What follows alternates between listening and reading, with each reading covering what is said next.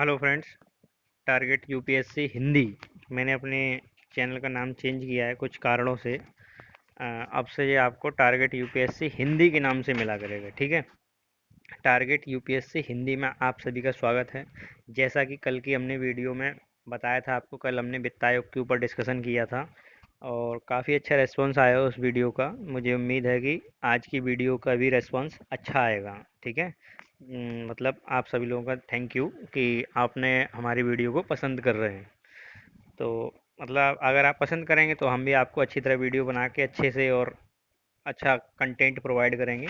आप ऐसे ही हमें सपोर्ट करते रहें। चलिए, आज की वीडियो में हमने आपको कल ही बता दिया था कि आज का जो टॉपिक होने वाला है वो है लोक अदालत, ठीक है। ऊपर आपको लिखा दिख रहा होगा, लोक अदालतों के बारे में आज हम इस वीडियो में पढ़ने वाले हैं।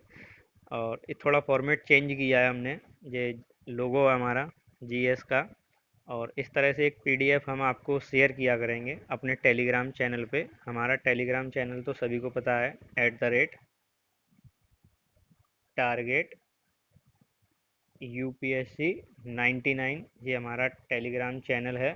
इस पे सभी लोग जुड़ जाएं। जितने भी ये वीडियो देख रहे हैं वो सभी लोग इस पर जुड़ जाएं। और ये वीडियो का जो पीडीएफ है आपको यहीं पे मिला करेगा, टेलीग्राम चैनल पर ही मिला करेगा। और इसमें मतलब जो भी वीडियो इस तरह से बनाई गई है ये पीडीएफ की, ये जो आइकन आपको ऊपर दिख रहा है जीएस का, इस पर जब आप क्लिक करेंगे तो ऑटोमेटिक आपकी ये वीडियो ओपन हो जाएगी। और इवन अगर आप इस लिंक पे भी क्लिक करेंगे जिसमें लिखा है कि इस आइकन पर क्लिक करें और पूरा वीडियो देखें, इस पे भी आप क्लिक करेंगे तब भी आपको पूरा वीडियो ओपन हो जाएगा। जिससे क्या है कि पढ़ने के साथ साथ आप ये भी पता कर सकते हैं कि कोई कॉन्सेप्ट जैसे कभी बीच में नहीं समझ में आता है तो क्या होगा, कैसे होगा, वो सब कुछ यहाँ पे मिल जाएगा आपको। तो आज की इस वीडियो में हम सीरीज जो हमने आपको बताई थी स्टार्ट की है, 2010 से 2019 तक पॉलिटी के क्वेश्चन को हम कवर करेंगे। आज पर डे हम एक टॉपिक को उठा के कवर कर रहे हैं। तो आज के हमारे इस टॉपिक में जो कवर किया जाएगा वो है हमारा लोक अदालत। आज का टॉपिक है लोक अदालत। काफ़ी महत्वपूर्ण टॉपिक है, अक्सर क्वेश्चन देखे गए हैं इसके ऊपर, लोक अदालतों के ऊपर। यूपीएससी काफ़ी इस तरह के क्वेश्चन पिछले टाइम से पूछता आ रहा है। तो आज हम शुरू करते हैं लोक अदालत के बारे में, ठीक है। तो यहाँ हम देखेंगे क्या होते हैं लोक अदालत, इनको थोड़ा समझते हैं। जैसा कि क्वेश्चन नंबर 2 लिखा हुआ आप देख रहे हैं, क्वेश्चन नंबर 1 कल हमने वित्त आयोग देखा था। इसमें लिखा है कि लोक अदालतों के संदर्भ में निम्नलिखित कथनों में से कौन सा एक सही है। मतलब चार ऑप्शन आपको दे रखे हैं, 2010 का क्वेश्चन है। नेट पे जाके आप इजीली सर्च कर सकते हैं क्या ऐसा क्वेश्चन आया है कि मैं मतलब ऐसे ही आपको बता रहा हूँ। आप देख सकते हैं इसके बारे में। तो चार ऑप्शन दे रखे हैं, लोक अदालत के बारे में पूछा है। देखो, मैंने अक्सर अभी जितने भी मैंने क्वेश्चन देखे हैं यूपीएससी में, जो जिस टॉपिक से आए हैं वो एकदम बेसिक से पूछते हैं, एकदम बेसिक से, जहाँ पे मतलब बहुत बारीकी से नज़र भी ना जाए, इस बारीकी से मतलब जिसको हम छोड़ देते हैं कि अरे ये तो सब ऐसे ही है, इस तरह से पूछते हैं। तो उस बारीकी को हम दूर करते हुए अब उस बारीक तक पहुंचने के लिए हमने बस इसी कदम के साथ कदम आप मिलाते रहें, हम आपका साथ देते रहेंगे। तो ऑप्शन हम देखेंगे इसमें, ऑप्शन नंबर 1 यानी कि ए जो कह रहा है, इसमें लिखा है लोक अदालतों की आधिकारिकता मुकदमा दायर करने से पहले के मामलों का निपटारा करने की है और उन मामलों का नहीं जो किसी न्यायालय में लंबित हों। ऑप्शन नंबर बी, लोक अदालतें ऐसे मामलों का निपटारा कर सकती हैं जो सिविल ना कि आपराधिक प्रकृति के हैं। ऑप्शन नंबर सी, प्रत्येक लोक अदालत में केवल सेवारत अथवा सेवानिवृत्त हो सकते हैं, कोई अन्य व्यक्ति नहीं। ऑप्शन नंबर डी, उपयुक्त में से कोई सा भी कथन नहीं है। अब क्वेश्चन पढ़ लिया, आंसर भी पढ़ लिए। हो सकता है बहुत से बच्चों को ये समझ में ना आए हैं ऑप्शन की पूछ क्या रहे हैं हमसे, ये पूछना क्या चाहते हैं, मतलब क्या आंसर दें इसका। तो मैं इसको सिंपल भाषा में थोड़ा समझा दूं कि ऑप्शन जो ए है उसके कहने का मतलब ये लोक अदालत देखिए है क्या। बेसिकली लोक अदालत हमारे संविधान के अनुच्छेद 39 ए जिसको 42वें संविधान संशोधन के द्वारा 1976 में जोड़ा गया था, उसमें ये प्रावधान किया गया है कि जो व्यक्ति मतलब किसी भी कारण से, चाहे अमीर हो, गरीब हो, कैसा भी हो, जो किसी भी कारण से मतलब आर्थिक तंगी के कारण से और टाइम ज़्यादा लगने के कारण से न्यायालय में न्याय नहीं ले पाते हैं, उनके लिए एक विशेष अदालतों का आयोजन किया जाता है और ये तालुका स्तर से लेके राष्ट्रीय स्तर तक कार्य करती हैं। इनके लिए एक प्रत्येक दिन निश्चित किया जाता है कि इस दिन अदालतें लगेंगी, इसमें केस निपटारे किए जाएंगे। तो उन विषय की तत्वों को लोक अदालत कहा जाता है, जो अनुच्छेद 39(1) राज्य की नीति निर्देशक तत्वों में आते हैं। इसके आधार पर इनको शुरू किया गया था। तो अब हम इसी में देखते हैं कि देखो, लोक अदालतों में पहला ऑप्शन जो कह रहा है उसमें लिखा है कि लोक अदालतों की आधिकारिकता, यानी कि इनकी जो मतलब लिमिट है, जो हम कहें, वो मुकदमा दायर करने से पहले, यानी कि आपका कोई केस है, आपने न्यायालय में उसको फाइल कर दिया है, तो अब उनको इनके कहने का मतलब है अब उनको लोक अदालतों में नहीं सुना जा सकता। तो ये बिल्कुल गलत है। ठीक है, ऐसे भी केस जो न्यायालय में पहुंच चुके हैं उनको भी लोक अदालतें सुन सकती हैं, कुछ नियम और शर्तों के आधार पर। ठीक है, ऑप्शन नंबर बी, लोक अदालत ऐसे मामलों का निपटारा कर सकती है जो सिविल ना कि आपराधिक प्रकृति के हैं। सिविल का मतलब साधारण जो भी आपके मतलब केस होते हैं, जैसे इलेक्ट्रिसिटी, बिजली, पानी, कंज्यूमर फोरम और आपके मैट्रिमोनियल्स, ये सभी जो होते हैं, और ना कि आपराधिक। आपराधिक मतलब कोई क्रिमिनल। इवन लोक अदालत क्रिमिनल केसेस भी सॉल्व कर सकती हैं, पर केस कैसा होना चाहिए, मतलब उसको कंपाउंडेबल क्रिमिनल केस होना चाहिए, मतलब ऐसी गंभीर अपराध ना हो जिनको लोक अदालत नहीं सुन सकती, मतलब ठीक ठाक, मतलब ऐसे ही लगे कि जिनमें समझौता किया जा सकता है, उनको सुना जा सकता है, यानी कि कुछ हद तक क्रिमिनल केस भी सुने जा सकते हैं। तो ये भी ऑप्शन गलत। इसके बाद सी, प्रत्येक लोक अदालत में केवल सेवारत, सेवारत का मतलब यानी कि जो सिटिंग जज हैं वो, अथवा सेवानिवृत्त यानी कि जो रिटायर्ड जज हैं, वही व्यक्ति आ सकते हैं, अन्य कोई नहीं आ सकता। ये भी गलत है। क्यों? क्योंकि लोक अदालत में टोटल 3 लोग होते हैं, एक जज और 2 उसके मेंबर। ठीक है, तो जज तो या तो सेवानिवृत्त होगा या सिटिंग होगा। ठीक है, और जो अदर 2 मेंबर हैं वो ज़रूरी नहीं है कि जुडिशियल से रिलेटेड हों, वो समाज सेवी भी हो सकते हैं, उनको भी इसमें लिया जा सकता है। तो इस ये भी ऑप्शन गलत हो गया। तो एक ही ऑप्शन बचता है हमारे पास। कौन सा ऑप्शन है? Option number D is the right answer, कि जो ऊपर जितने भी ऑप्शन हैं उन सभी में से कोई सा एक भी नहीं ऑप्शन है। तो यहाँ से हमने ये समझ लिया कि बेसिकली लोक अदालत मतलब किस तरह से काम करती हैं। अब हम चलते हैं पॉइंट टू पॉइंट। ठीक है, पॉइंट टू पॉइंट क्या कि लोक अदालतें हैं क्या, इनकी ज़रूरत क्यों पड़ी, और मतलब किसने सबसे पहले सुझाव दिया इनका, क्या होती हैं लोक अदालतें, मतलब किस अधिनियम के तहत इनको बनाया गया है, संविधान में कहाँ इनकी बात की गई है, और किस तरह से ये कार्य करते हैं, सब कुछ एक एक करके हम इसमें समझने वाले हैं। तो सबसे पहले लोक अदालतें एक ऐसा फोरम या मंच या न्यायालय है जो सौहार्दपूर्ण तरीके से, यानी कि आपसी मेल मिलाप, यानी कि आपसी मेल मिलाप से निपटारा किया जाता है इनके बीच में, विवादित पक्षों के बीच में परस्पर समझौते के माध्यम से। ठीक है, यानी कि इसमें जो समझौता कराया जाता है कि बीच में पंच, जैसे हम कह सकते हैं कि जैसे सरपंच होते हैं, आपने अक्सर मूवियों में देखा होगा कि गांव में एक ग्राम पंचायत बैठी है, उसमें न्यायालय किया जा रहा है, गांव के लोग कुछ अपनी अपनी समस्याएं सुना रहे हैं, और जो पंच लोग हैं वो क्या करते हैं, उस पर निर्णय देना शुरू करते हैं। पंचायत यानी कि सरपंच वगैरह का आपने देखा होगा ये सब कुछ। इसी तरह से जस्ट मतलब उसी का ही एक सिंपल सा रूप है लोक अदालतों का, कि दो पक्ष विवादित हैं, उनमें कोई बात की डिस्प्यूट चल रहा है, कोर्ट में केस जाएगा, कोर्ट में लंबा खिंचेगा, और उनको लोक अदालतों में लेके आएंगे, इजीली उसको सॉल्व कर देंगे। तो पहला पॉइंट यहाँ से क्लियर हो गया। सेकंड पॉइंट क्या कह रहा है? सेकंड पॉइंट है लोक अदालतों की स्थापना का विचार सर्वप्रथम भारत के पूर्व मुख्य न्यायाधीश पी.एन. भगवती जी द्वारा दिया गया था। सबसे पहले लोक अदालत कहाँ पे आयोजित हुई? 1982 में हुई थी गुजरात में, और इसको 2002 से स्थाई बना दिया गया। 2002 से ये स्थाई बना दिया गया।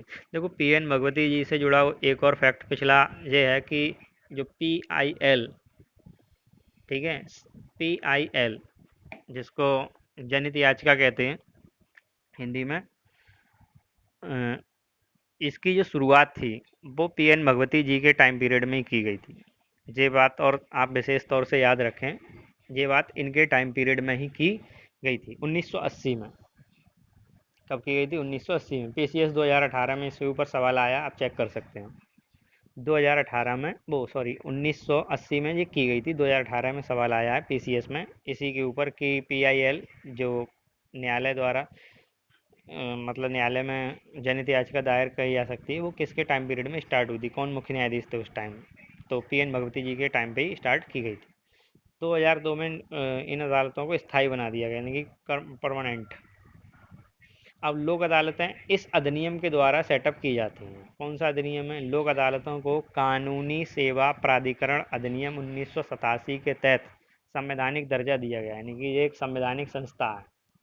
बात समझ में आ गई? लोक अदालत कैसी संस्थाएं? संवैधानिक संस्थाएं। और संविधान के ये अधिनियम है आपका कानूनी सेवा प्राधिकरण अधिनियम 1987 के तहत इनको संवैधानिक दर्जा दिया गया है। इसी के तहत राष्ट्रीय नालसा का गठन किया गया था। नालसा का काम क्या होता है कि जो भी लोक अदालतें मतलब पूरे देश में जो वर्क करती हैं, उनकी निगरानी कौन करता है? नालसा करती है। नालसा का मतलब है राष्ट्रीय विधिक सेवा प्राधिकरण, ठीक है, राष्ट्रीय विधिक सेवा प्राधिकरण, इसका गठन किया गया था। इसका काम कानूनी सहायता कार्यक्रम लागू करना और उसका मूल्यांकन एवं निगरानी करना है। मतलब उसकी देखना है कि मतलब जो वर्क चल रहा है, काम कर रहे हैं अदालतें, वो सही है या नहीं है। साथ ही इस अधिनियम के अंतर्गत कानूनी सेवा उपलब्ध कराना भी इसका काम है। और ये नालसा का काम क्या है कि ये कानूनी सेवा भी उपलब्ध कराएगी, यानी कि किसी कोई व्यक्ति अगर सेटिस्फाई नहीं है किसी चीज़ से, तो वो इससे कानूनी सलाह भी ले सकते हैं। नालसा का हेडक्वार्टर कहाँ है? दिल्ली में है। और प्रत्येक, ये तो हो गई राष्ट्रीय स्तर की, ठीक है।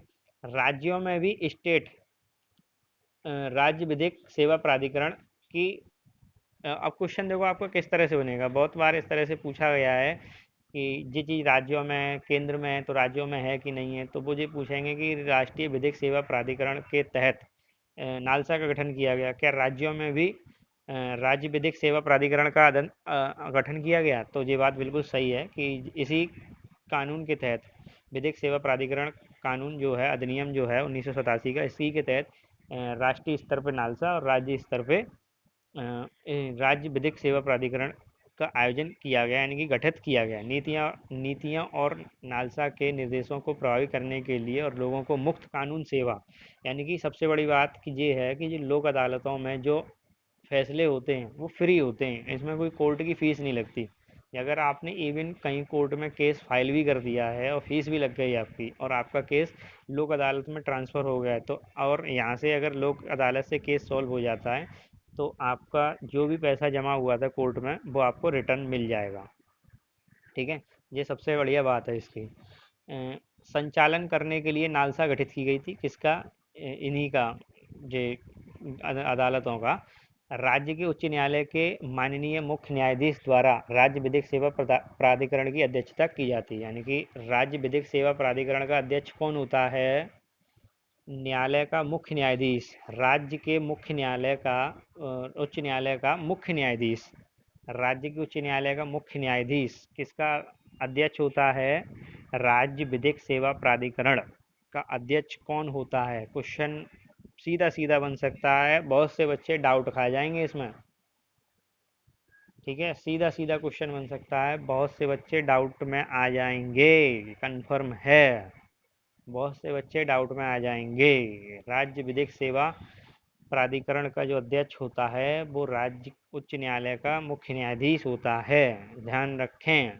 मुख्य रूप से राज्य कानूनी सहायता प्राधिकरण, अब इसमें क्या है कि मुख्य रूप से राज्य कानूनी सहायता प्राधिकरण जिला स्तर पे, तालुका स्तर पे, कार्य करता है। यानी कि जो देखो तीन स्तर हैं, तीन टाइप के आपके ये अभी ये पॉइंट अगर आपको क्लियर नहीं हुआ, लास्ट में इसी टाइप का एक पॉइंट और है जिसे पढ़ने के बाद एकदम सब कुछ क्लियर हो जाएगा।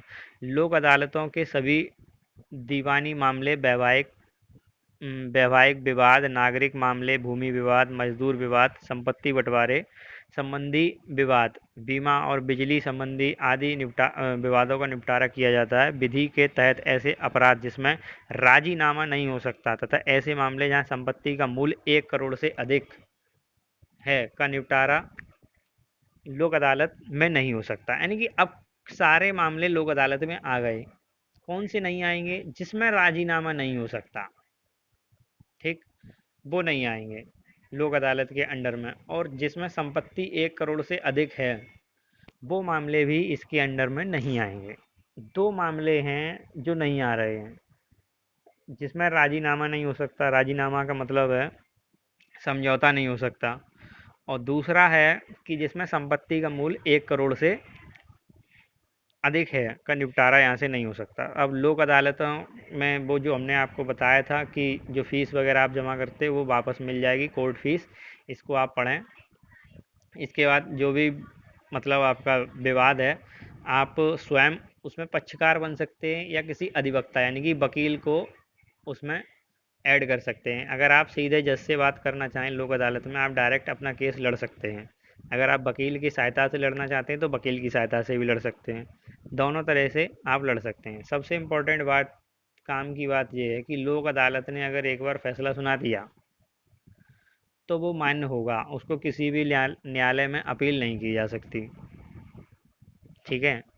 यानी कि क्यों मान्य होगा? क्योंकि दोनों पक्ष सामने बैठे हैं, और सामने अगर किसी व्यक्ति को कोई समस्या है तो तुरंत आपत्ति करेगी, नहीं मैं नहीं मानूंगा। तो अगर वो नहीं मानेगा तो लोक अदालत उसे बाध्यकार मतलब प्रेशराइज नहीं कर सकती। नहीं मानेगा तो नहीं मानेगा, अब वो कैसे भी करके उसे समझा बुझा के अगर मनाए, अगर वो मान जाए कुछ मतलब अपने काम से, तो अगर फैसला उसमें हो गया अगर लोक अदालत में, तो आप ये नहीं कह सकते कि मैं इस फैसले को नहीं मानूंगा, क्योंकि लोक अदालत का फैसला एक सिविल कोर्ट के समान माना जाता है। नोट कर लीजिए, सिविल कोर्ट के समान माना जाता है, ठीक है। लोक अदालत का जो फैसला होगा वो एक सिविल कोर्ट के समान होगा।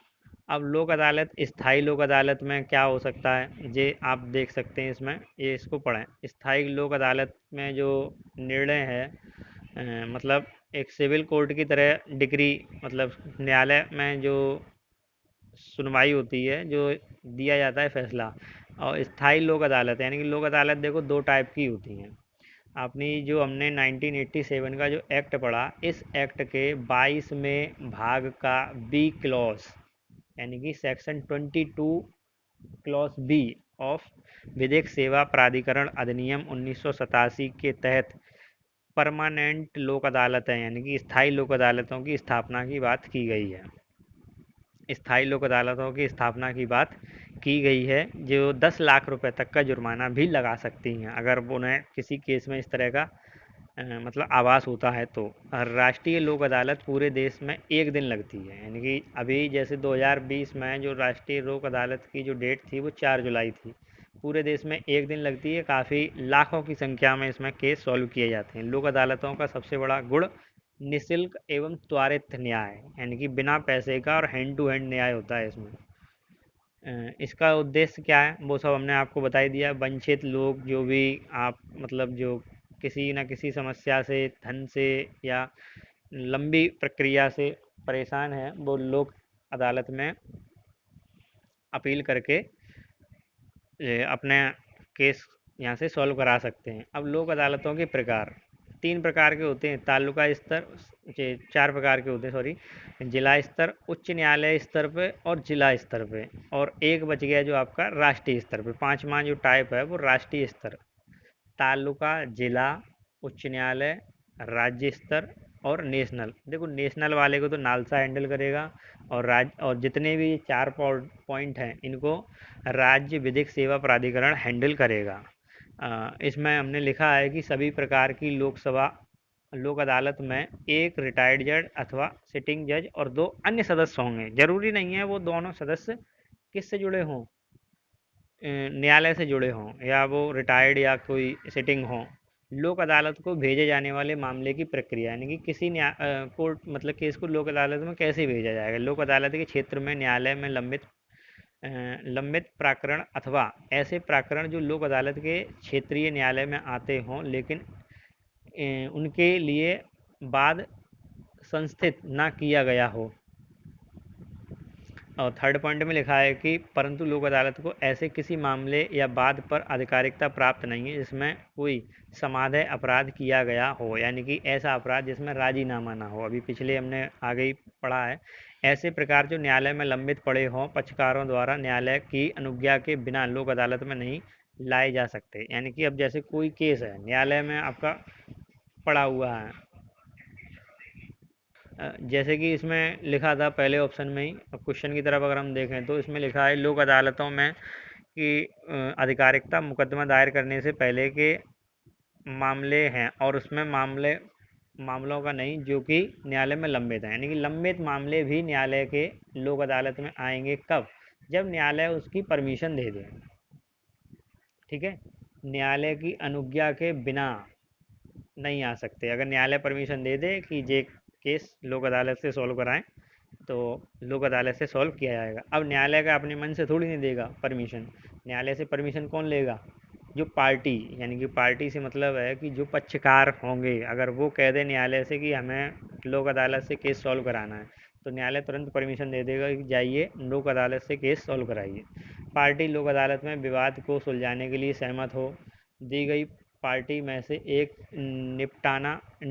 निपटान के लिए अदालत में आवेदन देती हो और कोर्ट को यह संज्ञान हो जाता है कि मामला लोक अदालत में समाधान करने के युक्त है, और कोर्ट अगर इस बात का समाधान कर ले कि हाँ ये न्यायालय में सॉल्व किया जा सकता है तो वो उसमें पहुंचाया जाएगा।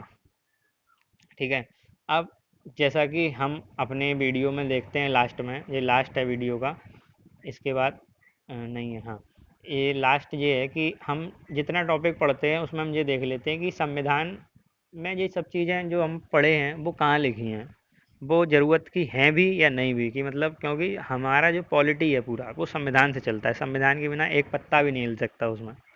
ठीक है, तो जो लोक अदालत बनी क्यों बनी, उसका संविधान में कहीं जिक्र है या नहीं है? तो है। कहाँ पर है? अनुच्छेद 39A, जो राज्य की नीति निर्देशक तथ्यों में आते हैं, और 42 में संविधान संशोधन के तहत जिन्हें जोड़ा गया है 76 में, 1976 में। और इसमें लिखा गया है कि सीधा सीधा जो हिंदी वर्जन है मैंने आपको पूरा दिख दिया है, इसमें लिखा है कि राज्य यह सुनिश्चित करेगा कि विधिक तंत्र इस प्रकार काम करे कि समान अवसर के आधार पर न्याय सुलभ हो, और वह विशिष्टता यह सुनिश्चित करने के लिए कि आर्थिक या किसी अन्य निर्योस्ता के कारण कोई नागरिक न्याय प्राप्त करने के अवसर से वंचित ना रह जाए। उपयुक्त विधान यह स्कीम द्वारा या किसी अन्य रीति से निःशुल्क विधिक सहायता व्यवस्था करेगा। अब जो लोक अदालत जो हैं वो निःशुल्क चलते हैं, वो यही पूछ लेगा कि ये निःशुल्क न्यायालय की बात संविधान के किस अनुच्छेद में लिखी है, तो 39A में लिखी है। यानी कि आप एकदम डीप जाके पढ़ेंगे तो कोई भी पेपर ऐसा नहीं है जो आपकी लिमिट से बाहर हो। ठीक है, कोई भी पेपर ऐसा नहीं है जो आपकी लिमिट से बाहर हो। ये PDF हमने बड़ी मेहनत से आप लोगों के लिए बनाया है, सभी ग्रुप में शेयर कर दिया जाएगा। ज़्यादा से ज़्यादा लोग हमारी वीडियो को शेयर करें जिससे चैनल जल्दी ग्रो करे, और चैनल अगर ग्रो करेगा तो आपको ही इसमें प्रॉफिट होगा। ऐसा ना समझें कि चैनल ग्रो करेगा कि इनको मतलब जो चैनल वाले हैं उनको प्रॉफिट होगा। चैनल केवल और केवल स्टूडेंट के लिए ही बनाया गया है, सारा क्रेडिट उन्हीं को जाता है। स्टूडेंट के बिना सारी संस्थाएं ठप हैं, कुछ नहीं है। ठीक है, तो सारी संस्थाएं जो मेहनत कर रही हैं वो सब आप लोगों के लिए ही कर रही हैं। ये PDF आपको मिल जाएगा, टेलीग्राम चैनल से आप प्राप्त कर लें। टेलीग्राम का हमने आपको बता ही दिया है। अगर आपको कुछ नहीं करना, इन ये हमारे सोशल मीडिया लिंक्स हैं, टेलीग्राम का लिंक ये रहा और यूट्यूब का लिंक ये है। अगर PDF आपको प्राप्त हो जाए, वीडियो कहीं समझ में नहीं आ रही है, PDF में कुछ समझ में नहीं आ रहा, तो यहाँ पर नीचे लिखा भी है क्लिक ऑन द लिंक। आप इस लिंक को टच करेंगे, आप सीधे ही हमारे यूट्यूब चैनल पर पहुंच जाएंगे। जैसे हम आपको इसमें करके दिखा भी दें, जैसे हमने इस लिंक को टच किया तो इस लिंक को अगर हम टच करते हैं तो हम अपने टेलीग्राम चैनल पे पहुंच जाएंगे। ये ओपन हो जाएगा यहाँ से, देखिए टेलीग्राम अगर हम क्लिक कर देंगे तो टेलीग्राम पर हम पहुंच जाएंगे। ठीक है, और यहाँ से अगर हम यूट्यूब पर क्लिक कर देंगे तो हम यूट्यूब पर पहुंच जाएंगे। अभी फेसबुक वाला इसमें वर्किंग नहीं है, फेसबुक वाला भी वर्किंग कर दिया जाएगा। तो सारी सुविधाएं आपके लिए दे रखी हैं, आप इसका यूज करें और आप भी फ़ायदा लें और चैनल को भी फ़ायदा पहुंचाएं, जिससे कि ज़्यादा से ज़्यादा व्यूअर्स आ सके चैनल पे और आप लोगों की मदद की जा सके और भी टीचर इसमें जुड़ सकते हैं। क्योंकि देखिए टीचर जब तक हम नहीं जुड़ सकते, जब तक हम कोई भी व्यक्ति हमारे साथ कब जुड़ेगा, जब हम उसको कुछ कोई भी व्यक्ति हमारे साथ कब जुड़ना चाहेगा, जब हम उसको कुछ फाइनेंशियल सपोर्ट कर पाएँ। तो फाइनेंशियल सपोर्ट तो जब हम कर पाएंगे जब हम खुद फाइनेंस गेन कर रहे हों। तो फाइनेंस गेन अगर हमें करना है तो हमें आपका सपोर्ट चाहिए, और अगर आपको अच्छी शिक्षा चाहिए तो आपको हमें सपोर्ट करना होगा, और हम आपको इसी तरह से अच्छे वीडियो, अच्छे पीडीएफ लिंक्स और अच्छा कंटेंट प्रोवाइड कर सकें, जिससे एक बार में आपके सारे एग्ज़ाम क्लियर होते जाएं। यही हम आप लोगों से आशा करते हैं कि आप लोग सभी अच्छी तरह पास हो जाएं, अच्छे गवर्नमेंट सर्विस आपकी लगे और आप अच्छी तरक्की प्राप्त करें। Thank you friends.